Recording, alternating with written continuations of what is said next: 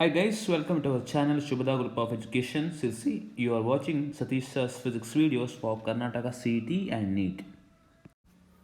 So here we start with a new chapter. That is what nuclear physics. Look at the first problem here. It says that if the radius of the aluminum nucleus is taken to be RAL, then the radius of the titanium nucleus is nearly equal to. Okay, so as we have studied that the radius of the nucleus is directly proportional to cube root of its mass number, correct? So as you know that, suppose if it is zxa, like this is the nucleus, say at that time a is the mass number, atomic mass number, right? So therefore let me take radius of the aluminum nucleus is directly proportional to 27 to the power of 1 by 3, that is, so is directly proportional to how much it is? 3, right? 3 3 is 9, 9 3 is 27. Similarly, our titanium is directly proportional to 125 to the power of 1 by 3 is directly proportional to 5. So therefore they are expecting the value of R titanium, so that is directly proportional to how much? Let me take the division. It is what? 5 divided by 3 times RAL. 5 by 3 RAL. So that's the reason why option A is the right answer for this question. Okay, so let's move to the next problem now. Okay, so move to the next problem. The next problem says that which of the following particles do not exist in uranium 238 is the question here, right? So let's try to answer this one now. So as you know that it is ZXA. So in the similar fashion, uranium has 92 as well as it is 238 here, correct? So therefore you know that Z is equal to number of the protons, that is equal to how much? That is equal to 92 here. So the number of neutrons is going to be 238 minus 92. 238 minus 9, that is what? 146 protons, sorry, 146, correct? 146 neutrons will be there. So that's the reason why question is to find out which of the following particles do not exist in the do not exist. Okay, so there should be a change in this one. Let me check it, the options here, because I have missed in typing the options here, it seems. So let me check it once so that you'll definitely get to know about it. Okay, okay, which problem I have taken it from? I hope that this second problem, right? It's a second problem. Let me check where I get it answer. Okay, so 92 protons, sorry, this is 92 electrons. Okay, this is 92 electrons and 146 neutrons, and option D is none of this. Okay, so now answer this question. Everyone has to answer this question now. So 146 neutrons are there and 92 protons are there. So that's the reason why option B is the right answer. 92 electrons are not there, correct? 92 electrons are not there. So that's the reason why option B is the right answer for this question. Okay, move to the next problem now. The order of magnitude of density of uranium nucleus is nearly equal to. Okay, so this is the question now, 10 to the power of 20 kg per meter cube. So how to calculate this one now? Just try to answer this one now here. Okay, so as you know that this problem can be solved by using the concept of volume here. Okay, the order of magnitude of mass and volume of the uranium nucleus will be okay, so as you know that volume equal to 4 by 3 pi r cube, as we are taking that the nucleus is spherical in shape. Okay, so okay, so this is equal to 4 by 3 times pi into r cube. So now now how to calculate the value of r here is the question, right? So how to take r in the sense, in the uranium nucleus, as you know that radius is directly proportional to 1 by the cube root of atomic mass number. So that's the reason why. So you will get it as like 1.25. Okay, 1.25 into 10 to the power of minus 15 meter. Okay, so that I can take it like this now, pi into, okay, 1.25 into 10 to the power of minus 15 into a to the power of 1 by 3 whole to the power of 3. whole to the power, because it is r cube is there. Okay, so I have done like this now. Okay, so this is nearly equal to, I will get it as 8.2 into 10 to the power of minus 45 meter cube I will get here. Okay, sure. So now now what to do now? Actually, as not rho density equal to mass divided by volume. Now we have calculated the mass is given as 1.67 into 10 to the power of minus 27 kg is given. So divided by the volume is given as how much? 8.2 into 10 to the power of minus 45 here. Okay, so into A, right? Into A is also there, it seems. Okay, into A is also there. Okay, no problem for it. No problem. So nearly equal to 2 point something we'll get here, right? 2.0 into 10 to the power of plus 17 kg per meter cube. So that is the right answer for this one. 10 to the power 2 into 10 to the power of 17. Okay, so which is nearly equal to option B, it seems. So we are getting the nearest answer here, 10 to the power of 17 kg per meter cube. Okay, this is a very good problem. If you don't understand the solution method of what I have used here, please just make a comment on the comment box so that I can help you with. Okay, I'll make a separate video to solve this problem again if you want. Okay, so if the binding energy per nucleon of the deuteron is 1.115 mega electron volt, its mass defect in the atomic mass unit will be correct. So as you know that the binding energy, that must be equal to binding energy per nucleon, right? Binding energy per nucleon equal to binding energy divided by atomic mass number A here. Okay, so as you know that for deuteron mass number is going to be how much? 2. Correct, for deuteron. So therefore 1.115 mega electron volt equal to binding energy divided by 2 here. So therefore I will get binding energy EB is equal to how much it is now? It is something like 2 into 1.115 mega electron volt here. This is the binding energy, correct? So as you know that binding energy is equal to delta M mass defect into C square. So that I can calculate the value of mass defect delta M equal to EB divided by C square. Okay, EB divided by C square. That is what? 2 into 1.115 mega electron volt divided by C square is how much? C square, just substitute the value of C square here. That is what so instead of that I can use here. So in such cases what you do is 1 atomic mass unit is equal to 931.5 mega electron volt divided by C square. Just use that. Okay, so that no need to substitute the value for C square and all. So that I will get it as 2 into 1.115 divided by 931.5 atomic mass unit U here. So that I hope that if you simplify this one, you will get it as 0.0024 atomic mass unit. Okay, 0.0024. Option B is the right answer for this question. Okay, the energy equivalent to 1 milligram of the matter in mega electron volt is the question here, right? So here in this particular problem I have to use the Einstein's equation delta M into C square equal to mc square. So the mass defect is given as 1 milli 10 to the power of minus 6 kg. You need to convert milligram into the kg, that is what 10 to the power of minus 6 kg here. Okay, into C square 3 into 10 to the power of 8 the square. Okay, so this much joules here, joules. Okay, so joules if you want to convert it into mega electron volt, you need to divide it by how much? 1.6 into 10 to the power of minus 19 coulomb, so that it will be converted into what? Mega electron volt. Okay, so this will lead you to get the answer as 50. So you will get the answer as how much it is? 56.25 into 10 to the power of 22 mega electron volt. So 56.25 into the power of 22 mega electron volt. Option A is the right answer for this question. Okay, move to the next problem. If R1 and R2 are the radii of the atomic nuclei of mass number 64 and 125 respectively.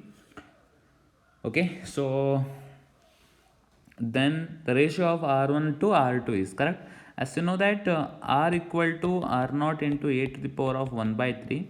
So therefore R1 divided by R2 equal to A1 divided by A2 to the power of 1 by 3. So that is what equal to 64 divided by 125 whole to the power of 1 by 3. That is equal to 4 by 3. 4 by 3. So 4 by 3, that is what, R1 by R2. R1 by R2, that is what, sorry, it's 4 by not 3, it is 4 by 5, right? Option D is the right answer, 4 by 5.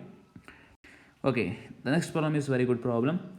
You can expect such problems in your academic examination as well. Mass of hydrogen atom equal to 1.00783 atomic mass unit U.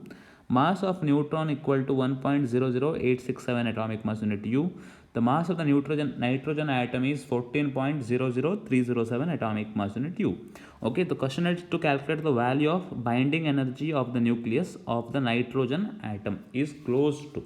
Okay, so as you know that binding energy must be equal to, okay, so I have already given the synopsis for you people. Okay, so how to find out the binding energy and all, right? So just go through that so that you will definitely get to know about it, what is the formula, how to calculate the mass defect and all. Okay, so that is what very much important here. Okay, so that you can easily get the value of mass defect as well as the binding energy and all. Okay, so as you know that binding energy is called delta m into c square, as you already know about it. So but delta m is equal to zmp plus a minus z into mn minus mass of the nucleus, correct? So this is what the formula which you need to use here. Okay, so now let's try to answer this question now. Okay, so that now let me try to find out now. So the binding energy equal to zmp. So here 7 into how much, 1.00783 plus 7 into 1.00867 minus 14 point how much, 00307.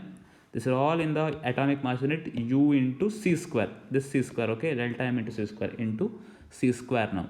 Okay, so therefore this is equal to, just simplify it, 0.11243 into 931.5 mega electron volt divided by c square. So c square will getting cancelled. This will be in the mega electron volt. Okay, so therefore I will get it as 104.7 mega electron volt. This is the nearest answer for this one. That is what option C is the right answer for this question. Okay, now let's move to the next problem here. Okay, so if the speed of light were 2 by 3 of its present value, the energy released in the atomic explosion will be decreased by a fraction of. Okay, as you know that energy is directly proportional to c square, in the sense the decrease in energy is how much. So as you know that it is now in the sense it is directly proportional to 2 by 3 square is directly proportional to 4 by 9 here, 4 by 9. So therefore I can say that it is decreased by the factor of how much, 4 by 9. Option B is the right answer for this question. Okay, the next problem is an alpha particle, okay, helium, has a mass of 4.0030 amu. It's the same type of problem what we have already studied just now. Okay, so on the same basis the problem is based on again. Okay, so after that what they have given. Okay, so proton, okay, amu, a neutron has mass number of 1.00867 amu respectively. The binding energy of alpha particle estimated from this data is closest to, is the question here, right? Okay, so same type of the problem here again. So as you know that okay, so let me try to calculate the delta m, that is equal to 2 times mp plus mn. Okay, mp plus mn minus mass of the helium nucleus here, alpha particle. So that is going to be how much, 0.0300 atomic mass unit amu. So therefore E equal to delta m into c square here. So that is equal to 0.03 into 931 mega electron volt. So which is nearly equal to 27.9 mega electron volt, 27.9. So this is my option A is the right answer for this question. Okay, move to the next problem now. If the mass number of an atom is A equal to 40 and its electronic configuration is 1s to 2s to 2p6 3s to 3p6, the mass number of neutrons and protons in its nucleus will be, is the question here, right? So clearly you can say number of protons, that must be equal to number of electrons. Okay, so therefore that is what, 2 plus 2 plus 6 plus this one. Okay, 2 plus 2 plus 6 plus 2 plus 6, like this. So suppose if you add them, you'll get it as 18 here. So therefore number of neutrons, that must be equal to how much, 40 minus 18, that is equal to 22. Okay, 22. So that's the reason why which option is correct? Option A, right? 22 and 18. 22 and 18 is the right answer for this question. Okay, move to the next problem now. The radioactivity of certain radioactive element drops to 1 by 64 of its initial value in 30 seconds. Okay, if the is, what is the half-life is the question, right? So now as you know that you need to use this formula, n equal to n naught into t to the power of, or else you can go for this one now, 1 by 2 to the power of t divided by t half. Okay, so this is a very good problem, good formula you can use here. So now this is what, n naught divided by 64, because it is decreasing to this fraction. Initially it was n naught, 1 by 2 to the power of t is how much, 30 seconds, 30 divided by t half now, right? So therefore I need to calculate the value of t half. It is what, 1 by 32, right? 1 by 32 equal to sorry, not 32, it is, sorry, I made it wrong here. This is not at all 32. Okay, so now how to do is, now here this is what, 1 by 64 equal to 1 by 2 to the power of 30 divided by t half, right? T half. So this is can be written as 1 divided by 2 to the power of, how much it is, 2 ones are 2 2s are 4, 2 3s are 2 to the power of 5, right? 6 it seems. Yes, 2 to the power of 6 is 64.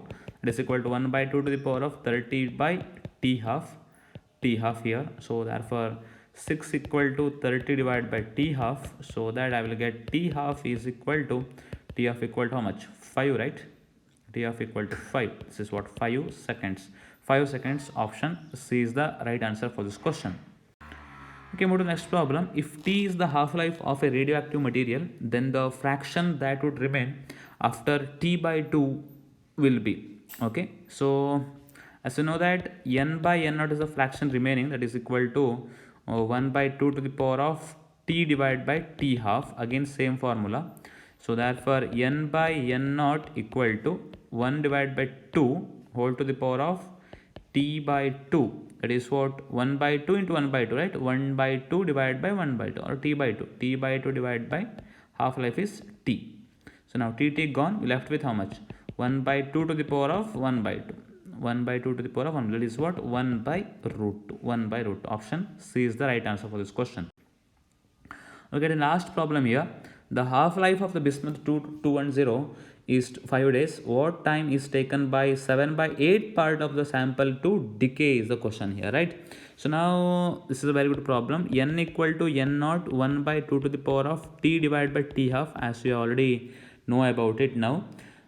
As you know that it has to taken 7 by 8 part of the sample to decay, right? In the sense 1 minus 7 by 8, that is what, 1 by 8 sample is remaining now. Okay, so remaining is 1 by 8 times. So that's the reason why now this is what, 1 by 8 times n naught is remaining equal to n naught 1 by 2 to the power of how much? This is what, t is 5 days divided by how much? That is what we have given that. Okay, half-life is given, that is what, t divided by 5. So n naught and not gone, we are left with 1 by 2 to the power of 3. 2 to the power of 3 is 1 by 8 equal to 1 by 2 to the power of t divided by 5. It implies t by 5 equal to 3. Therefore t equal to 15 days. Okay, 15 days is what, option C is the right answer for this question. Okay, thank you very much for watching this video. Please do like this video, kindly share this video with your friends and colleagues to support us. Please do subscribe to our channel. Please make a comment if you have any doubts so that I can help you with. Wish you all the best for examinations. Good luck. Bye bye.